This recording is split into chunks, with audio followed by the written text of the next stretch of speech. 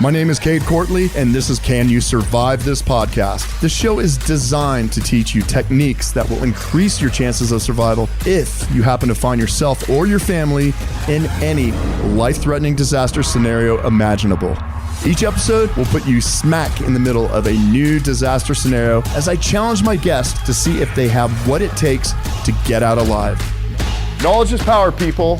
Can you survive this podcast?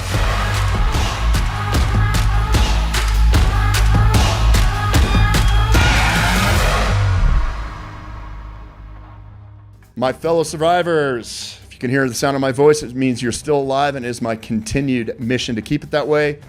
Welcome to another episode of Can You Survive This Podcast? I'm your host, Cade Courtley. Today we have an amazing guest, a true survivor. He is a retired United States Navy SEAL officer, served over 21 years of service with multiple combat deployments to South America, Iraq, Afghanistan. He's a New York Times best-selling author. I didn't even realize he could read when we went through training, but he is a best-selling author, which is amazing. I want to say a quote real quick before I introduce our guest. The mark of a person is not found in his past, but how he overcomes adversity and builds his future. Quitting is not an option. Folks, chew on that for a while because we're in a time when we need to live that kind of a life. Our guest is also, he was a fellow graduate from the Mighty Buds Class 202. Please welcome a true survivor, Jason Redman. Jay, welcome to the show. It's awesome to see you after 25 years. Cade, awesome to be back. 202, the last hard class in Buds. There's no doubt. Yeah, everybody else got their diplomas in the mail. We actually earned it, right? Well, hey, Jay, we do something on the show, and it's kind of weird for me putting a team guy through this with all your experience. So I'm going to see if I can throw a few curveballs at you to make you earn it. But we do what we call hypothetical survival world, where basically I'm going to drop you into a situation, a life-threatening situation, and you're going to have 10 opportunities to try and get through that. I'm going to give you an option A or an option B. Love it. Now, for every right answer, Jay, plus 10 points. For every wrong answer, minus 10 points. And again, based on who you are and what you've done, if I consider it a wrong answer, I am open to you arguing your point on why you chose the other one. So you get that caveat given everything you've been through, my friend, and because you were a graduate of the Mighty 202. All right, so buddy, are you ready? I'm ready. Send it. You're always ready, brother. All right, so here you are. You're coming out to join me and a bunch of other team guys for elk hunting this winter. All right? So you've just landed in Denver, Colorado. Flight was late. It's midnight, and you still have a 4-hour drive. Weather is nasty in Denver. And again, you still have a 4-hour drive to get to a very remote and secret location where we're all going to be hunting. And you're planning on coming up for about 4 or 5 days. And here is the situation. Okay? So again, it's almost 1 a.m. before you're able to get a rental car. Are you going to get... Oh, any questions about the scenario thus far? I don't think so. 1 a.m., Denver, elk hunting, late at night, I've got a 4-hour drive. I'm always going to get the SUV with 4-wheel drive. Absolutely, absolutely. So before you get into the nastiness, you're already ahead with a plus 10. So that was the softball. Here you go. You are 3 hours into the drive, very remote area. You're not seeing much traffic. You're lucky that the road hasn't been closed. Your SUV seems to be doing okay. It is -3 degrees out is what your rental car is saying. All right? You're making your way through this blizzard. Right in front of you, there's a deer. Do you aim right for the deer, or do you attempt to avoid the deer? I drive through that bitch like shit through a goose. Absolutely. For a few reasons. Traditionally, especially given the weather conditions, the last thing you want to do is some kind of evasive maneuver. Bad idea. If you're going to hit the thing, it's a rental car. You got your insurance. But, and this just happened to me a month ago. When you aim for it, in theory, more times than not, they will not be there once you get there. Unfortunately, the guy I aimed for took out my front bumper. But that's a lot better than I'm off the road. Okay, you aim for it. You tag it. Vehicle gets a little sideways, and boom, you are now off the road, down in a ravine, upside down. You're bleeding from the head. No cell service. Okay. Are you going to get out of your vehicle, or are you going to address the injury in your vehicle? No, with it -3 degrees outside, I'm going to climb in the back, get my bag, and I'm going to address the injury and stay in the vehicle. Absolutely. Absolutely. So, unless obviously the thing's on fire or it's taking in water from the river you're upside down in, give yourself a couple of seconds here. Assess the situation. Assess yourself. If it's something in the head, obviously you realize more than most people on this earth, that's pretty serious. So you're addressing the injury. Buddy, you're already plus 30, right? This is where it starts getting a little bit more difficult for you, Jay. All right, so you address the injury. You're in your car. You've been in your car for a little while now, okay? It's been almost an hour. You've got your hazard lights on. Now, are you going to stay in that car, or are you going to go ahead and say, all right, it's been an hour. I'm going to see if I can climb back up the road and signal somebody, try and get somebody, try and find somebody?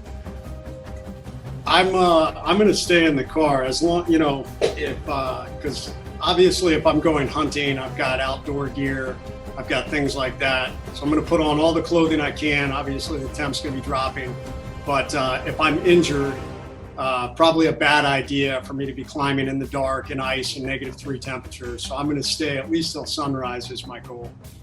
Okay, and that's absolutely right. Look, you described it perfectly. Hold tight where you're at. You've got all that extra clothing you can put on. A vise. Okay, it's still dark. It's 4 a.m. You haven't heard anything. You didn't see anybody on the drive up. So stay put. That's a plus 40. All right. So the sun's starting to come up. Snow has basically covered your vehicle. And so you decide, all right, it's up to me now. I'm going to have to make something happen here. So are you going to, again, you get up, decide to get up to the road. You don't see anything.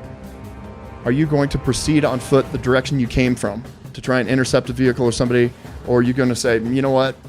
I need to build a shelter because it's still pretty damn cold out.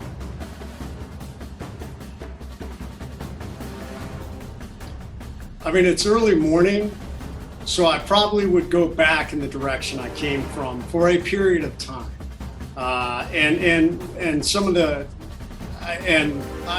My goal would be to bring, I would assume I have a ruck if we're doing long term, and I would probably grab some of the gear I need. I would get up to the road, and I would probably go for at least 4 or 5 hours, depending on my injury and how I feel. Well, let me help you out with that a little bit. Your injury's pretty bad. You're starting to feel some concussion symptoms. So again, you're up on the road.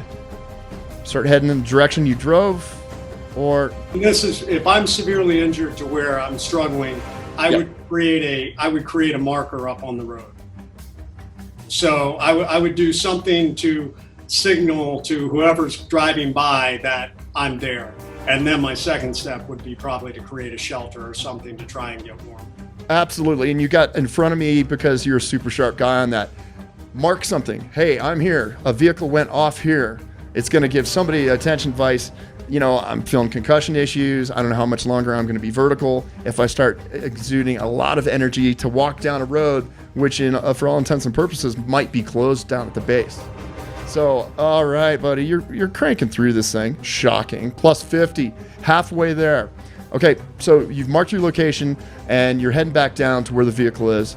Are you going to shelter in the vehicle, or are you going to try and build a fire? The vehicle is not operating at all, by the way. I would build a fire. I mean, in that type of situation, fire is going to be the greatest thing that's going to save your life. I mean, it's both for warmth and it's going to signal. I can put, pine boughs on it or whatever that's going to create a lot of smoke. So yeah, I want to build a fire. Nailed it. Absolutely, you're building a fire. Because you can set up shop down there and somebody might not see that mark you left on the road, but they're going to see gray smoke, especially like you said, folks, when you use green stuff like pine boughs, it produces that gray smoke that is just really distinguishable for miles and miles away. So you've done that. All right. Congratulations.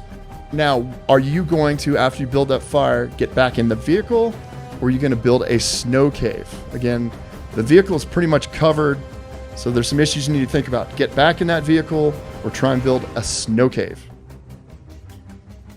Go with your instincts. I would probably build a snow cave at this point. The vehicle is because I can build it. I would build a snow cave.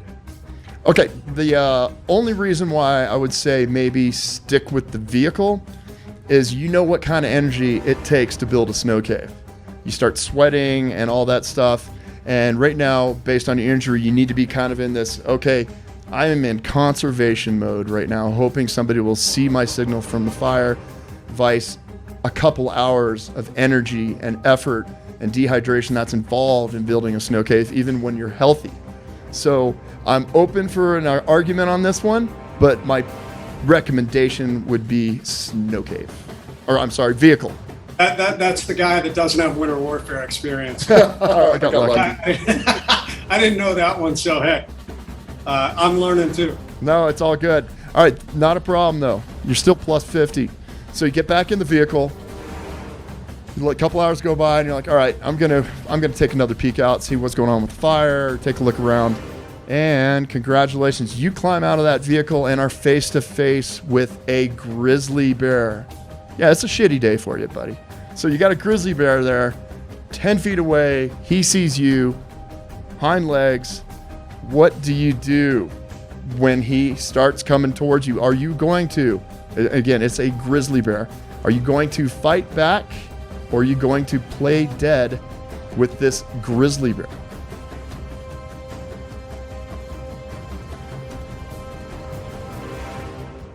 It's kind of a 50-50 here, buddy. Fight back or play dead with a grizzly bear.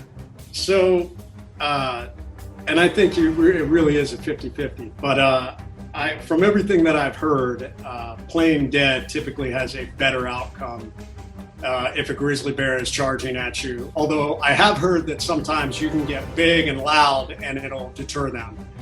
From most of the situations I've heard, you'll get bit some, but usually the bear loses interest if you play dead.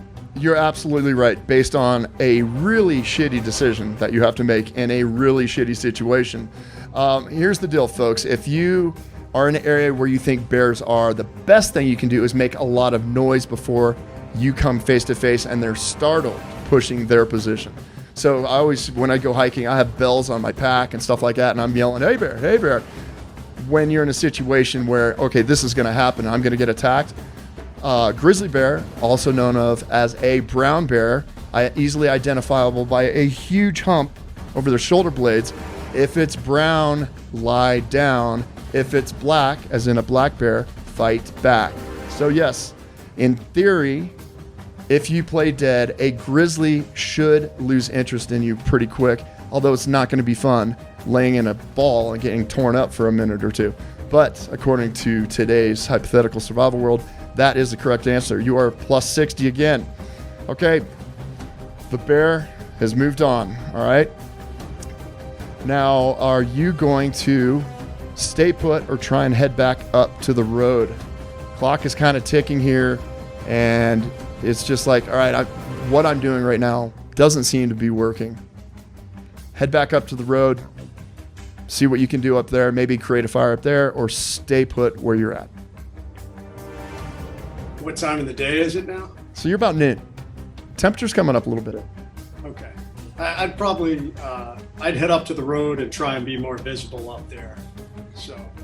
Absolutely. I mean, and you know this concept probably, again, more than most people. Are you going to stay and die, or are you going to go out fighting? And you're going to go out fighting. I know the way you are. So you're heading back up to the road, trying to improve your situation. And you're up on the road, and you start hearing crunching of trees. Oh, great. I just got attacked by a bear. Now there's an avalanche heading my way. And yeah, I told you it's going to be a shitty day. So what do you do on this avalanche? You're on the road. Are you going to head off to the right or left, or are you going to try and climb to safety?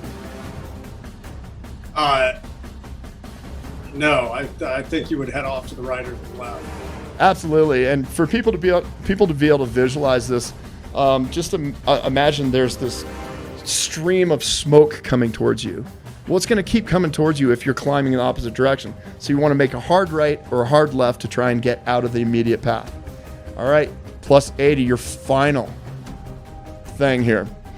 You survived an automobile accident, head injury, bear attack by a grizzly, an avalanche. Yeah, crappy day. And all of a sudden, you look up, and there we are, Jason. We came looking for you. You were a missing man. And you see us, and you're smiling, and we've got a bottle of Jack Daniels or a hot cup of coffee. Jack Daniels or a hot cup of coffee?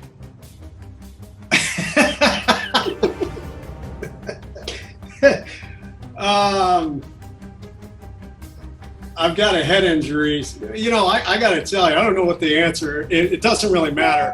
No. I would definitely be having Jack Daniels after this day. Well, you know what? I'm going to make it easier. We put Jack Daniels in your coffee, so you're set. Yeah. Buddy, you survived and you thrived. You did great with the plus 80 points on this one. Congratulations. You made it.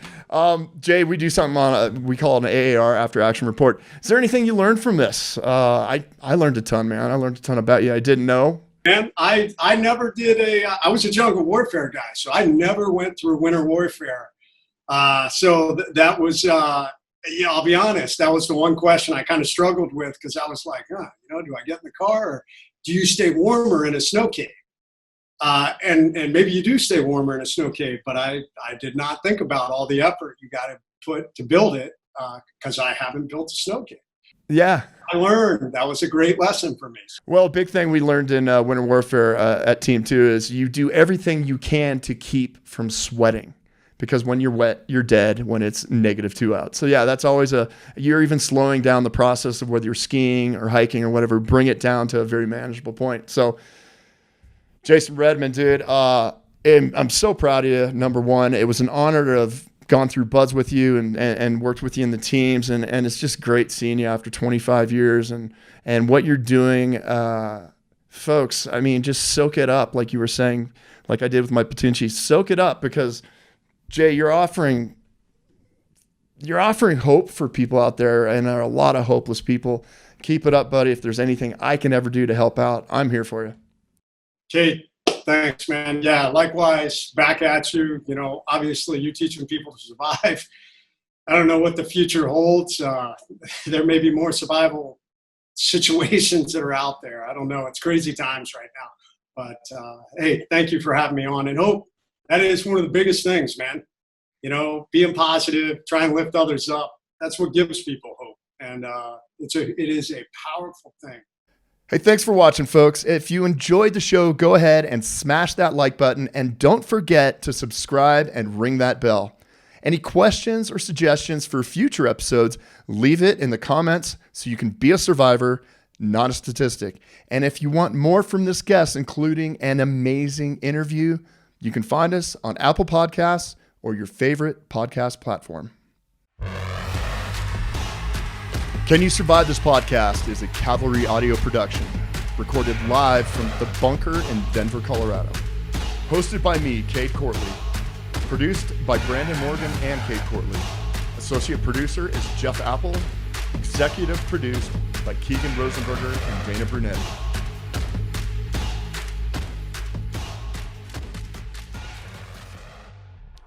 When the public health crisis known as COVID-19 hit our nation back in March, the Gary Sinise Foundation mobilized quickly to launch the Emergency COVID-19 Combat Service. This national campaign supports medical professionals, first responders, service members, veterans, and all of those who so courageously stand on the front lines of this global pandemic. Whether they are providing critical PPE to first responders, care packages to our military service members, or meals to medical professionals and hospitals, this campaign is an extension of the Gary Sinise Foundation's mission to honor those who so bravely protect our nation. Support our heroes today at GarySiniseFoundation.org.